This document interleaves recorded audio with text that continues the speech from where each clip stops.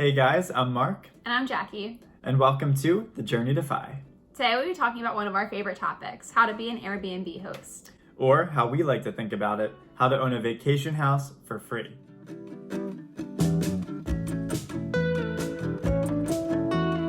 Not too long ago, Mark and I bought a vacation house up in the Adirondacks. Our goal of this house was not only to have a free vacation whenever we wanted, but also to make some passive income while we were at it. So today, we're going to share with you the tips and tricks that we used to be on track to making over $40,000 in revenue in our first year of renting. You don't need to be a real estate or short-term rental expert to make good money on Airbnb and Vrbo.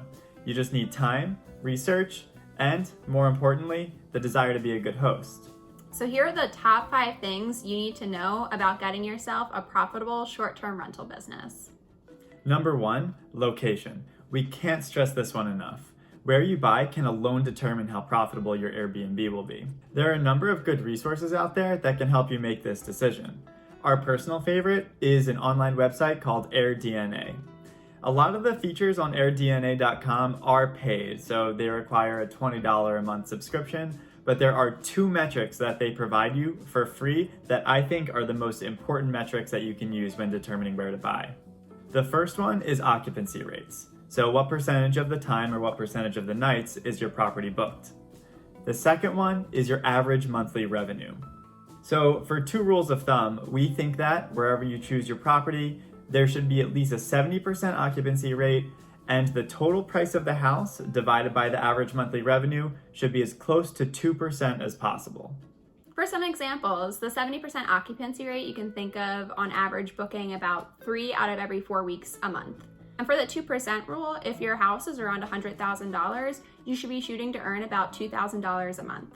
This will make sure that you have enough revenue coming in to comfortably cover your expenses and your mortgage payments. When you're looking for places with high occupancy rates, you'll notice something in common. A lot of these locations have high year-round appeal. For instance, when Jackie and I got our place in upstate New York, we know that a lot of people love to be there in the summer and fall. It's a very pretty location, people like to hike. But people are also there in the winter to ski, which we're not huge fans of, but we're really happy that our guests are. And whatever you do, don't lock yourself down to a 60-mile or 60-minute radius from where you live. The property that Jackie and I bought is about 6 hours away from us, and it pretty much runs itself. We'll tell you how that's possible a bit later. 2, understand the local laws. Some cities, like New York City and Miami Beach, are particularly unfriendly to short-term rental owners. In some places, short-term rentals are completely prohibited, while in others, you'll at least need a rental permit. So before you pull the trigger and purchase a property, make sure you check out the local guidance. And we'll post a link in the description below to an Airbnb page that has all the areas with short-term rental restrictions. Limit those, the lentils. And we'll post a link in the description below to an Airbnb page that lists all the areas with short-term rental restrictions. Gotta write that time. Number 3, do the math to see if your Airbnb property will be profitable. By now, you've picked a good location with no short-term rental restrictions, but now it's time to see how much that property is worth on Airbnb. The first thing that you'll want to consider are your setup costs. There's a good chance that you'll want to spend $10,000 to $20,000 just getting the property up and running before you even host your first guest. You should factor this money in to the closing costs when you're buying the house. Next are your monthly expenses.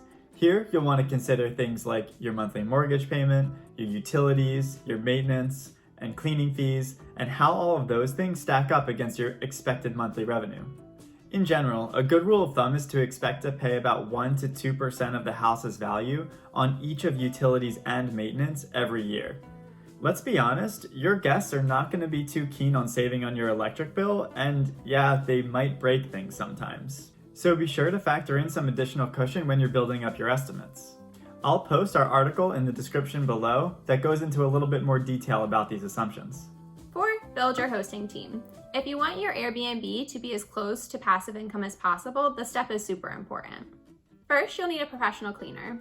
We really don't recommend cleaning the property yourself, even if you live close to it. Especially during the pandemic, professional cleanliness is one of the most important things guests look for.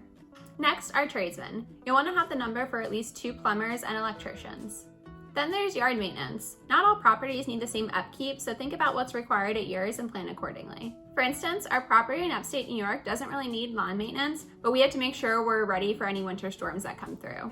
So we have an awesome plow guy that comes and plows our driveway after every major winter storm. And finally, a caretaker. This is someone you'll pay monthly to take care of all the odds and ends, especially if you don't live close to the property. Trust us on this one, the $20 to $50 a month you pay is nothing in exchange for the peace of mind you'll get with a reliable caretaker. Number 5, and maybe the most important of all, you want to treat this like a business. This means dedicating yourself to making a profit instead of just breaking even on a free vacation house, as awesome as that sounds. First, to treat this like a business, you'll want to pay attention to pricing. And if you take one thing away from this part of the video, it's to never use Airbnb's auto pricing. The article linked down below gets into more detail as to why that's the case.